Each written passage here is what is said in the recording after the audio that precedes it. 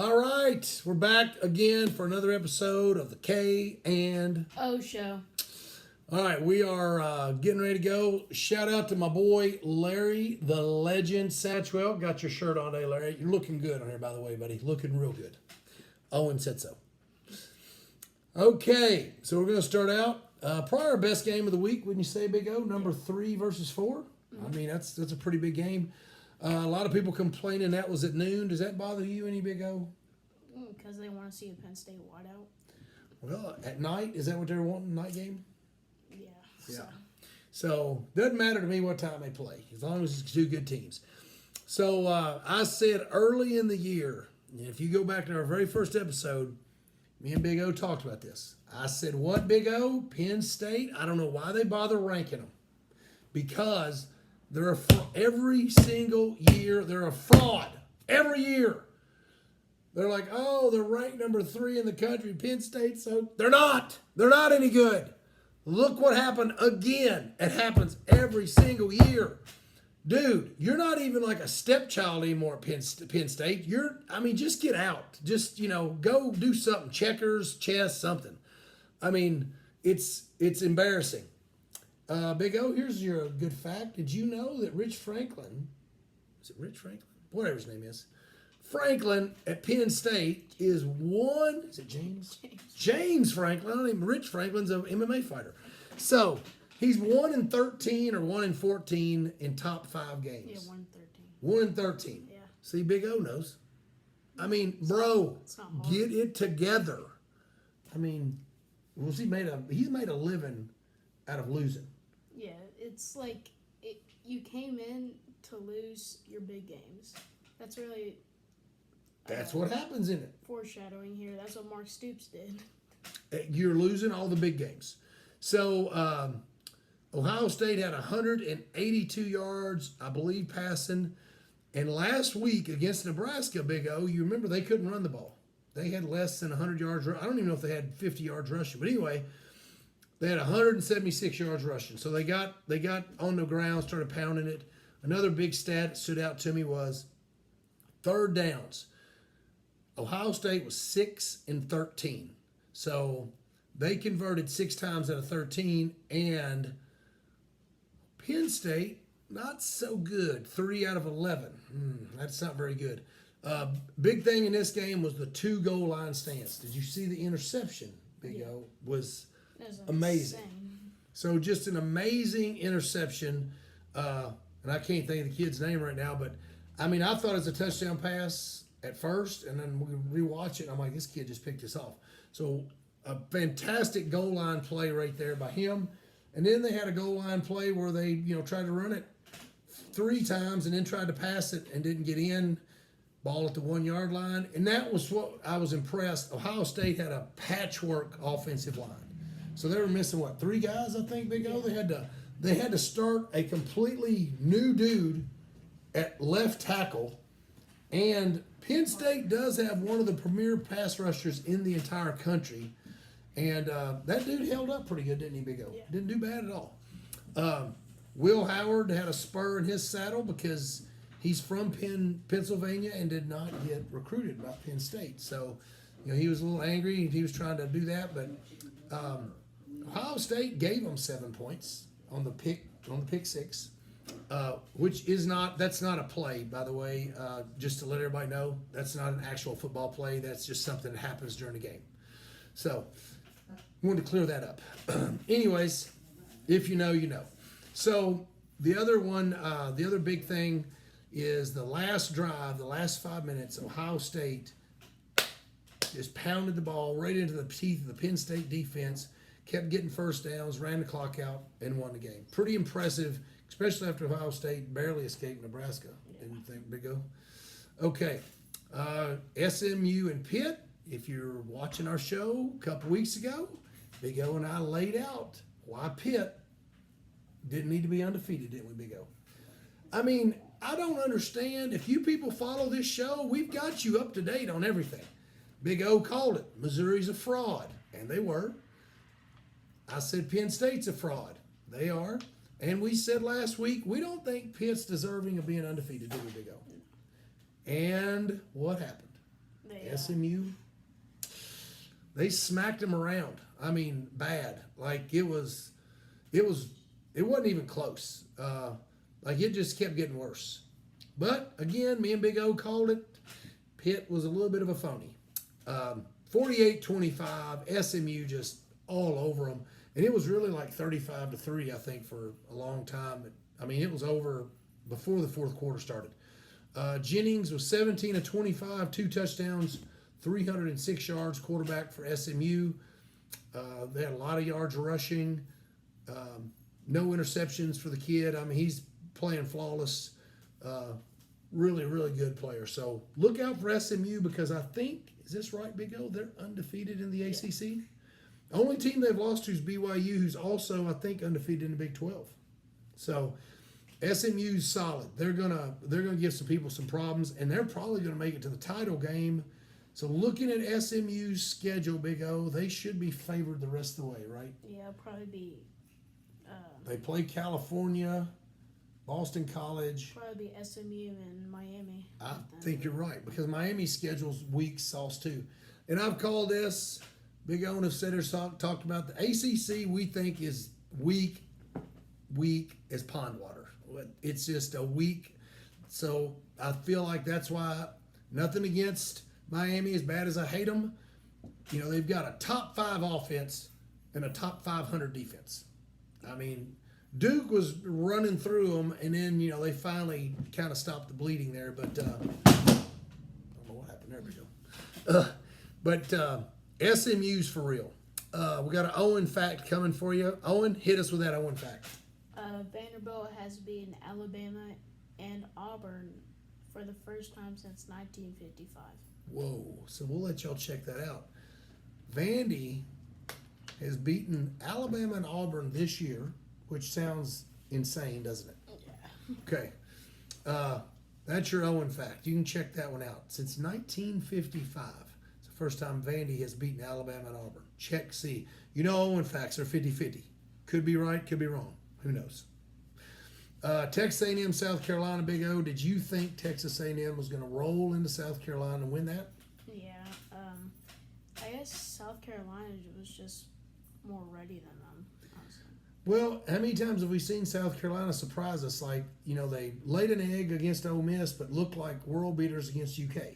Yeah. And, you know, then they come out against Texas A&M and put up how many yards? It was 530. 530 yards of offense against Texas A&M. And how many of that was rushing, Big O, on the ground? 286. Ooh, almost 300 yards on the ground is insane. That is a lot of yards. So South Carolina beat Texas A&M pretty good. Everyone in the country thought after that game against LSU the week before that Texas A&M was poor South Carolina. How are they gonna survive, Big O? But they did. Sellers looked good. Yeah, he looked real good. 244 yards passing, a lot of yards rushing, so he was all over the place. A lot of good games on. We won't get to a lot of those. Army stays undefeated. Navy loses for the second week in a row, so our hope of an Army-Navy undefeated at the end of the year's really been dashed, but that's okay. That's okay. Army still undefeated. Moving on to another big game that surprised everybody. Louisville-Clemson. Big O, what was Louisville's chance of winning going into the game? 21% chance of winning. 21%. Wow. So a 21% chance that Louisville wins. So that means it's 79% chance they lose. So basically that's a pretty, given deal. Did you see any of that game, Big O? Yeah, I watched it. Did not want to watch the Kentucky game. Louisville looked pretty good from the start. Their defense looked not shaky at all. Which is shocking. They actually tackled. Their offense looked a little rough. Both offenses looked a little rough for the first quarter, but Louisville just clicked and just beat them. Yeah, they did. I felt like that Clemson was never really in the game. Now, if you look at the stats, Clemson outgained Louisville by a lot, and they didn't have a ton of turnovers. Louisville just beat them at Clemson. Very, very impressive, actually. So you get Louisville going in to Clemson, and Clemson had been rolling, hadn't they, Big O? They'd been scoring like 45 points a game. They were killing everybody, and everybody around here, all the Louisville fans, was poor mouthing, and I didn't know how good Clemson was until they were going to face Louisville. So now we know, not as good as Louisville. Also, something that you want to think about, Louisville fans. I know it doesn't help the loss any, but you guys have lost to Notre Dame, who's 8-1, 7-1, something like that. Miami, 8-0, I think, and SMU, 8-1. So technically, you guys have your 3 games you've lost have been, it's like 27 or 28-2 or something crazy like that. So the 3 teams that have beaten you are really, really solid teams. Nothing to hold your head about. That could play dividends going into that UK Louisville game, couldn't it, Big O? Yeah. Well, are you worried about that game? Worried about every game from now on. Worried about the Murray State game next week. So, You're worried about the Murray State game? yeah, I think we're only like 10-point favorites. Wow. Okay, so Big O's worried about every game now. Moving along to our next report from our young, handsome reporter, Big O here. UK and Tennessee. Oh, I will give props to UK for fighting in the first half. We're up in the first half too, thanks to Tennessee's kicker, and who missed 3 field goals or something like that. Well, you did. And we were rolling down, and just the little mistakes that Kentucky has, the holding, the false starts, make the big plays. So I don't know what's going on that with that O-line, but it's just one flag after a flag after a flag after a flag, and at some point I was surprised that Tennessee even had a flag. With looking at Kentucky's offensive line, there was one player on Kentucky's offensive line that had 4 flags in a row, just holding, false start, holding, and we're at the 20-yard line, and we had 2 flags offense, and we went to the 50. So, and then we punted on 4th and 1. Yeah, I'm gonna jump on Big O's bandwagon, and I was actually mad too. I was mad at UK because I wasn't mad at how they played because they were missing a lot of players, right, Big O? Yeah, they're missing 10 starters. Yeah, so they had 10 starters out, and they were balling.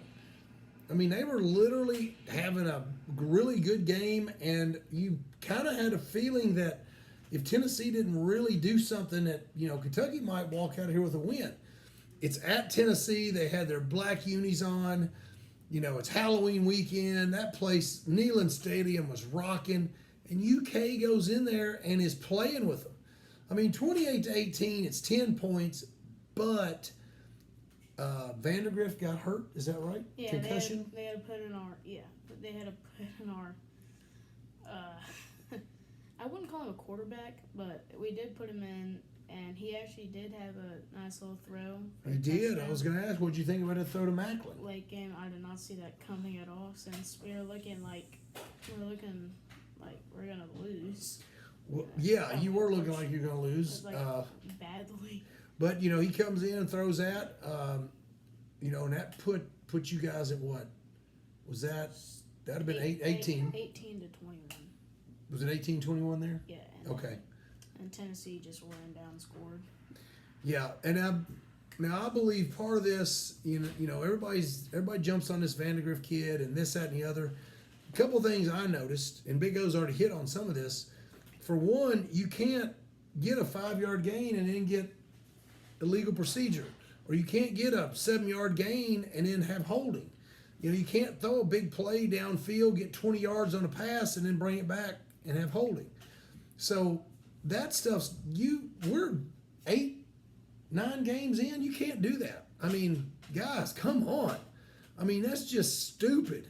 Now you just, and now a lot of this holding stuff is because the O-line's not very good. They're not very good. I mean, that's the bottom line, which now affects your quarterback, which affects your run game, which now also affects your defense. And for a lot of you people out there that like to watch a sport and don't really know what's going on, don't yell at the defense because they're having to be out there 3 plays and out, 3 plays and out, 3 plays and out. And when you're playing on the defensive side of the ball, you use a lot more energy because you're having to react all the time. So Kentucky's defense, I would love to see the stat how long they've been on the field all year. I bet Big O, it would be way more than the offense has. Yeah, after 3 and out, like I said, 3 and out, 3 and out, 3 and out, that must be tiring to go in against Tennessee, Ole Miss, Georgia. Yeah. I mean, at this point, you can't get anything because you need your defense to be your offense. Yeah. You get forced turnovers. You can't do that if you're tired after 3 and out, 3 and out. Yeah, and these guys, they know they're getting tired, and so offensive coordinators will start, the run and go routes, and that'll get those DBs where they've got to sprint with them. Even if you're in zone coverage, you're still sprinting around doing stuff. And your defensive linemen, Kentucky's got a good defensive line front, but you can't expect them to be on the field for 45 plays. It's just too much. So I'm just very disappointed. The mental errors, that's what I'm disappointed about. If you're not good, that's fine, but play hard and don't make stupid mistakes. The other big thing to me, and I don't know, Big O, if you see this or not, it looks like the offense has zero creativity in terms of what they're trying to do. Like, they're never tricking anybody. Yeah, honestly, I will say this at the Auburn game. Whenever they bring in Gavin the backup, he just runs it straight up the middle at a 300-pound guy. Right. You're not going to get anything out of doing the same exact thing. Well, as a defensive coordinator, I will tell you, if I see him come into the game, I probably have a package for him, or I have a certain way that I want my defense, because I know they're just going to run him. Now, he did, break down and throw the ball, but again, I think he's going to be so young and not been in there and experienced.